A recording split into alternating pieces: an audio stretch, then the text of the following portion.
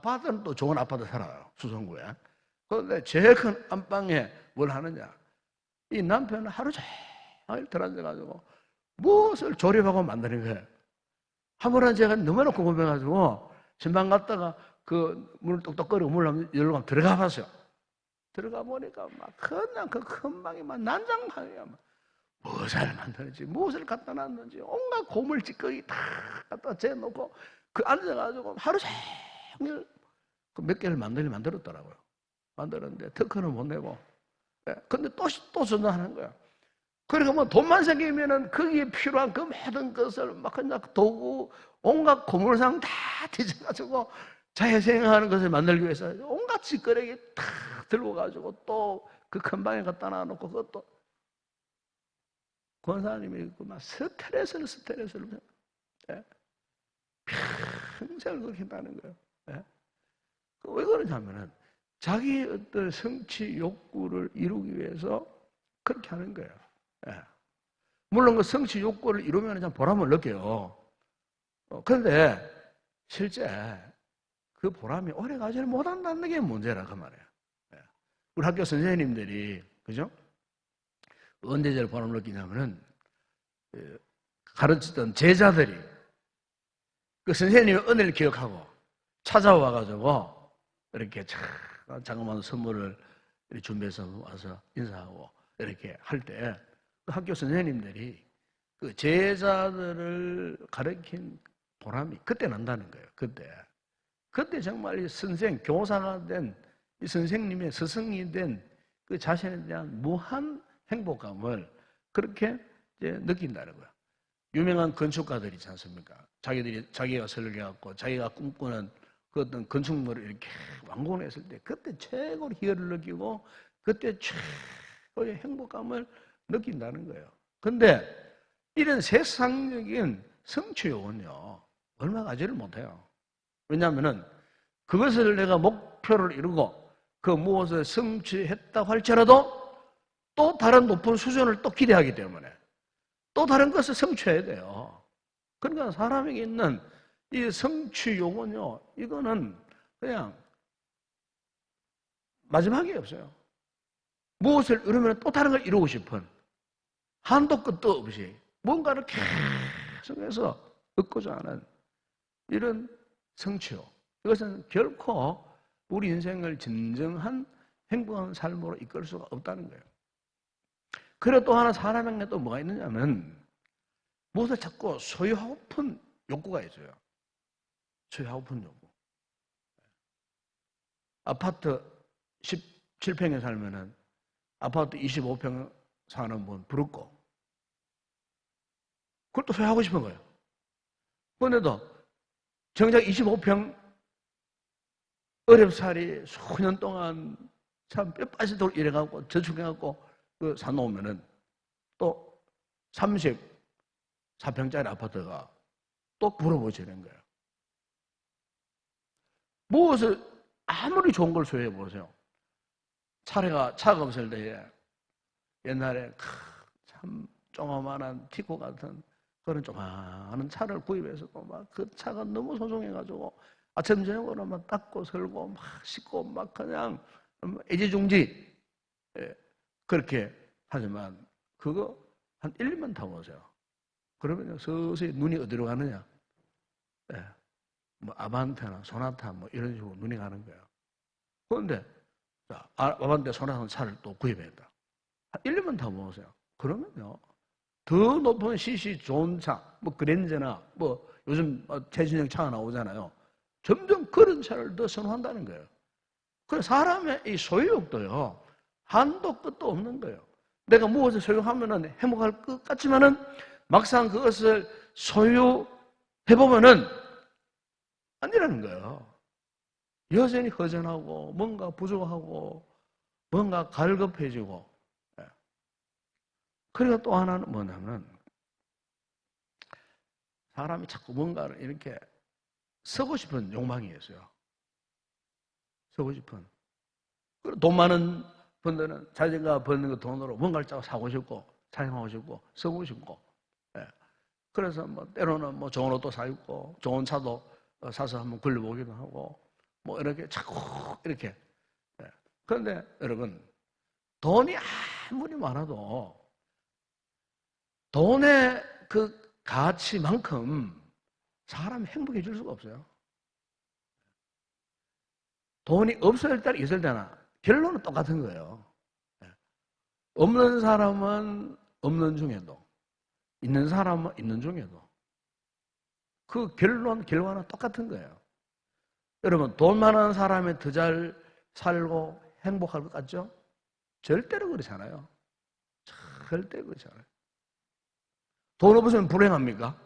돈 없는 사람이 못 사는 겁니까? 여러분, 잘 산다, 못 산다는 그 기준 첨도는요, 돈이 많고 적고 물질이 많고 적으면 있는 것이 아니에요. 잘 산다, 못 산다는 기준은 삶의 질이요, 삶의 질. 가난하고 돈이 없어도 삶의 질이 우수한 사람이 있고요. 아무리 돈 많아도 삶의 질이 그야말로 개똥차단 같은 사람들이 많아요. 그래서 옛말에 그런 말이 있잖아요. 개같이 벌고 정성같이 서라. 그런 말 속담이 있지 않습니까? 그 무슨 말이냐면은 정말로 참 고생하고 힘들게 어렵게 사는 사람은 그 어떤 물질의 소중함을 아는 거예요. 자그마한 그런 소득이 손에 쥐어져도 그것으로 만족하고 기뻐하고 행복하는 거예요. 그러나 그것의 가치를 모르는 사람은 아무리 자기 수중에 많은 것을 소유한다 할지라도 만족할 수 없어요. 아무리 많은 것 소유하고 있다, 그것 때문에 그 사람이 행복한 그런 삶을 살아갈 수가 없다는 거예요. 여러분, 옛날에 우리나라가 1960년대 그때가 우리나라 이 국민 이 소득이 1인당 얼마인 줄 압니까? 그때 국민 소득 1인당 GNP가요 76달러입니다. 76달러였어요. 76달러. 지금 우리가 이미 뭐 3만 달러 뭐 넘었었다는 말도 하지 않습니까? 뭐 지금 어떤지 모르겠지만은 이미 공적 3만 달러 넘어 76달러하고 3만 달러 비교해 보세요. 이거는 하늘과 땅 차이에요. 그러니까 그 과거 60년대 그때하고 지금 2020년대 60년대 살았던 그 당시의 어른들 일찍 다 돌아가셨지만은 이분들은 장차 있을 2020년대 오늘 우리의 시대를 상상도 못 해본 거예요. 상상도 못 해본 거예요. 여행 갈 때 열차, 비둘기 열차 타고 막 서울, 부산 막 수시간 연착 10시간만 도착했던 그때 그 시절. 지금은 어떻습니까? 불과 한 2시간 반, 3시간 안에 그냥 전국 어디 가도 2시간 안에 다 갈 수 있는 거예요. 늦어도 3시간 안에는 전국 어디 하루 벌고 다 돌아오는 이런 시대.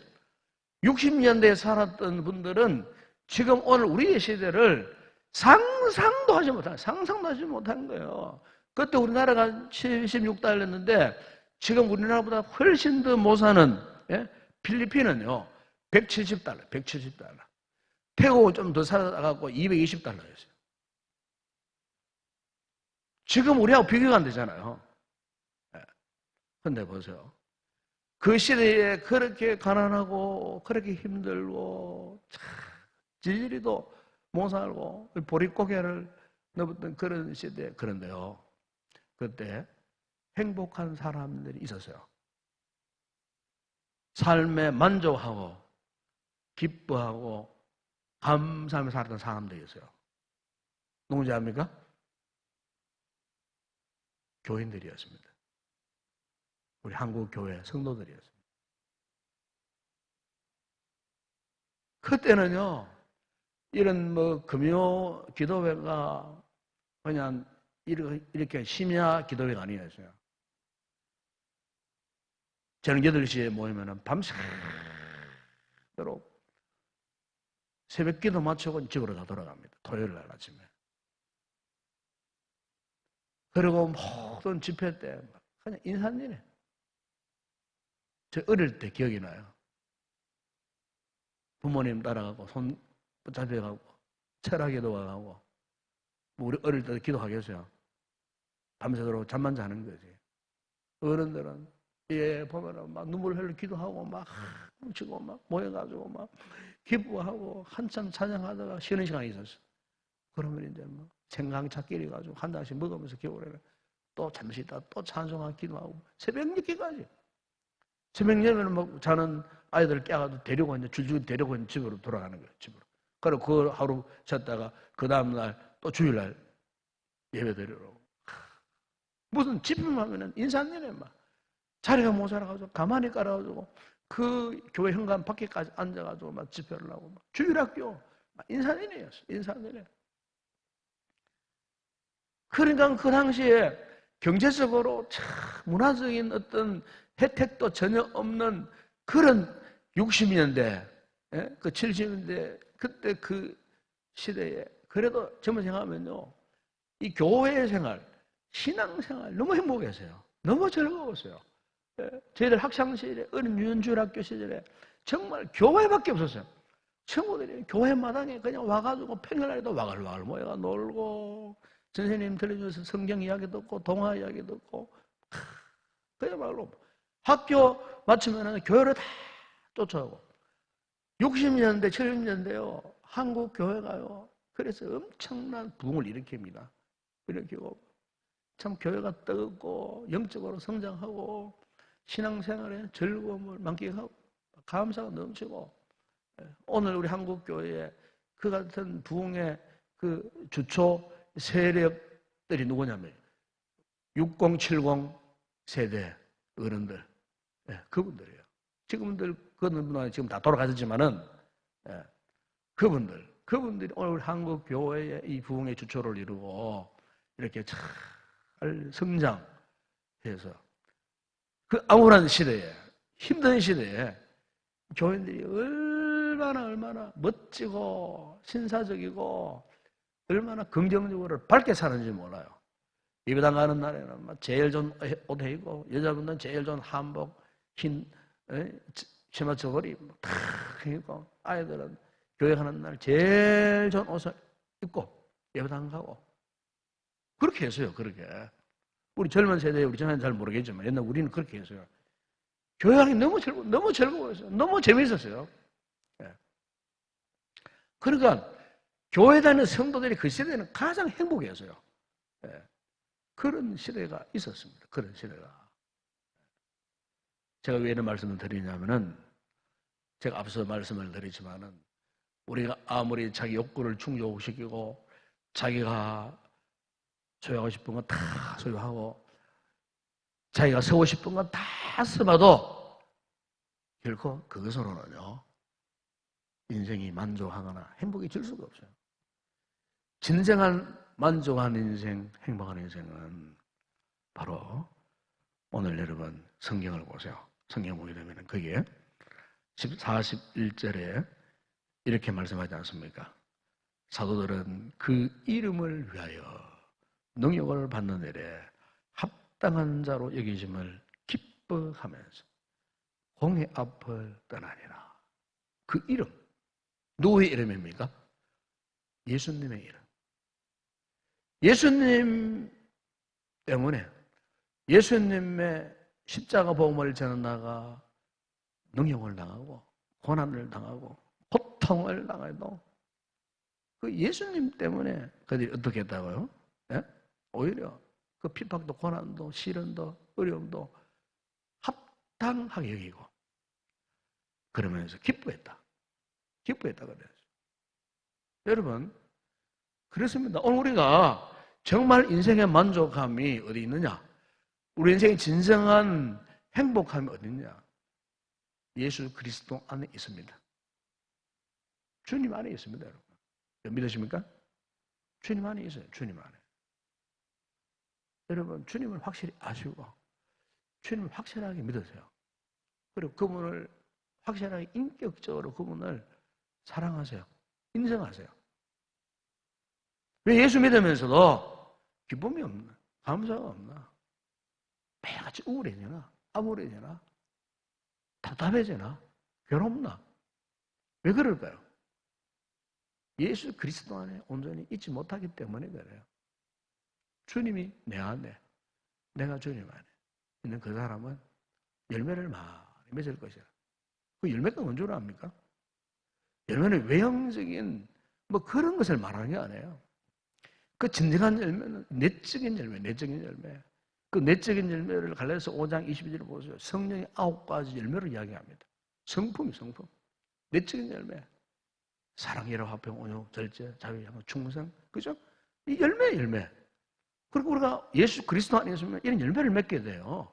그러면요, 세상의 그 어떤 값비싼 어떤 재물, 소유물, 온갖 뭐 세상적인 그 모든 그것과는 비교가 되지 않는 거예요. 비교가 되지 않는 거예요.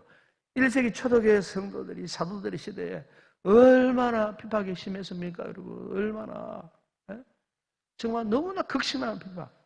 예? 300년 가까운 그 세월 동안 너무너무 힘든 그런 고난의 시대, 그런 고난의 시대에서도 그들이 어떻게 이렇게 기뻐할 수 있었을까? 그런 능력을 받으면서도 어떻게 그들이 기뻐할 수밖에 없었을까? 제가 이 사실을요, 몇 해 전에 터키 성지순례에 가서 다시 한번 확인을 했더랬어요. 확인을. 그 지금 예루살렘으로 볼 때 이 터키는요, 저 북쪽으로 올라갑니다. 북서쪽으로 올라가면은 그 이제 터키 성경에는 소아시아 지방이라고 하거든요. 터키. 예. 더 서쪽 나가면 유럽이고. 그러니까 예루살렘 교회가 복음을 전하다가 핍박을 당해서요, 박해를 당해서요. 그래서 여러분 그것을 베드로 그 전서에 1장 1절에 보게 되면 그 이런 말씀이 있어요. 본도, 갈라디아, 갑바도기아, 아시아, 비두니아에 흩어진 나그네. 1장 1절에 이 베드로 사도가 이 베드로 전서를 쓰는 그 편지 받을 대상자들은 갈라디아에 있는 갑바도기아에 있는 아시아는 소아시아 쪽에 소아시아 터키지요. 그리고 비두니아에 흩어진 나그네예요. 복음 때문에 예수 신앙 때문에 핍박 박해받고 그 신앙을 지키기 위해서 그들이 그 예루살렘을 떠날 수밖에 없었어요. 그 예루살렘 초대교회 성도들이 참 소아시아 지방까지 피신했는데 어디까지 가느냐? 그 갑바도기아. 그 갑바도기아에 그 가보니까요. 갑바도기아에 여러분 그 사진에 그림 자주 나오잖아요. 버섯처럼 생긴 그 석회암, 그 기둥들, 그 바위산. 어떻게 그 바위산에 기에 올라가가지고 그 길을 내고 거기에 구멍을 뚫고 토굴을 만들고 어떤 거 가니까 뭐 이런 그다란 그 예배당이 있어요. 예배당에 그 산 안에 곳곳에서 토끼집처럼 올라가가지고 거기에서 생명 걸고 신앙 사수하고요. 갑보다 옆에 보니까 대림구이라는 그 집 가보니까 지하 200m 지하에 지하 8층. 요즘도 지하 8층 만들기 힘들어요. 그런데 어떻게 과거에 뭐 요즘처럼 뭐 그런 기계가 있습니까? 뭐가 있겠어요? 그런데 어떻게 지하 8층짜리 지하 도시를 건설해가지고 그 좁은 제가 그 내려가 보니까요. 이 고개도 못 드는 그런 통로. 두 사람도 못지않은 그런 통로. 한 사람 겨우 이렇게 머리를 숙이고 한 몇십 번 이렇게 돌아다니는데 뭐냐. 온몸에 땀이 막 나게 땀이 막 나고 막 공기가 탁탁. 그런 도시에서 여러분 3세기 300년 동안 신앙을 지키기 위해서 그들이 그 안에서 고초를 당하고요. 거기에서 자자손손 삶을 살고요. 제가 그걸 보고 오늘 나의 신앙이 너무 부끄러웠어요. 우리가 예수를 알아도 정말 내가 제대로 알고 지금 신앙생활을 하고 있는가? 예수님이 어떤 분이었기에 그들이 그렇게 박해를 당하고 능욕을 당하면서까지도 기뻐하면서 수세기 동안 토굴 속에서 그들이 신앙을 이렇게 지키고 그 자녀손들에게 전수해가지고 기독교의 토대를 이룩하고 말이지. 결국 유럽 전체가 기독교화 되는 그 복음의 초석이 되는 역할들을 1, 2, 3세기의 성도들이 그렇게 했다는 겁니다, 여러분. 거기에 비하면 오늘 우리는 너무나 행복한 환경 속에 있잖아요. 너무나 좋은 문화 생활을 하고 있고, 너무나 좋은 이 예배의 환경, 공간을 우리가 이용을 하면서 예배를 드림에도 불구하고, 정작 오늘 현대 교회의 문제가 뭐냐? 정말 예수 안에서 진정으로 만족함을 가지고 영적인 신령한 행복감을 가지고 이 신앙생활을 하는 사람이 과연 몇이나 될까? 저를 포함해서 정말 우리가 예수 안에 누리는 기쁨, 즐거움 갖고 내가 정말 제대로 된 믿음생활을 하고 있는가? 이 조금 힘든 이 시대 상황 온다고 해서 줄줄이 다 낙화되듯이 믿음생활 이리저리 흔들리고 흩어져 버리고, 누가 우리를 죽이려고 달려드는 사람이 있습니까? 밖에 비판하는 사람이 있습니까? 이 좋은 환경 가운데, 이 자유스러운 세계 속에 있으면서도 스스로가 신앙생활을 포기하고 접어버리고, 참 이 놀라운 인생 최고의 행복의 이 저소인 예수 그리스도 안에서 머물지 못하고 흩어져 버리는 그 같은 영혼들을 바라보면서 과연 그동안 무엇을 바라보고 무엇을 믿었는가? 도대체 무엇 때문에 그동안 이 신앙생활을 했는가 싶을 정도로. 여러분 어떻습니까? 우리가요, 세상이 앞으로는 지금보다 분명합니다. 더 험악해집니다. 오늘 제가 어떤 TV 다큐멘터리를 보다가 앞으로 이 세상 지구가요, 우리나라만 하더라도 원래 태풍이 몇 개 지나갔지만 앞으로는 소위 슈퍼 태풍이라는 거지. 이제는 사계절을 초월해 온다는 거예요. 그런 때 온다는 겁니다. 이미 시작했다는 겁니다. 이미. 무시무시한 참 미국의 허리케인 같은 태풍, 인도양의 사이클론 같은 태풍, 한국 한반도에도 온다는 겁니다. 그뿐만 아니에요. 무시무시한 자연재해가 온다는 겁니다. 북극에 지금 눈이 다 녹아버렸어요. 북극곰이 지금 눈 한 조금 없는 흙을판에 홀로 외로이 있더라고요. 근데 깜짝 놀랐어요. 급속도로 지금 눈이 다 녹아버려요. 빙하가 하나 녹아버려요. 만년설에 녹아버려요. 수온이, 바다 수온이 오르고 바다 수면이 올라가고, 앞으로 일본 같은 나라는 얼마 가면 다 수상돼버리고, 우리나라의 남해 서해 동 일부 내륙 도지 않는 다 잠겨버린다는 거야. 앞으로 그런 상태로 지속되면은 대재앙, 지금까지 한 번도 겪어보지 못했던 대재앙. 코로나 바이러스도 여러분 알려진 바에 수십 종류가 있어요. 수십 종류. 아직까지 우리가 경험하지 못하고 발견되지 못한 코로나 바이러스가 얼마든지 있다는 거예요.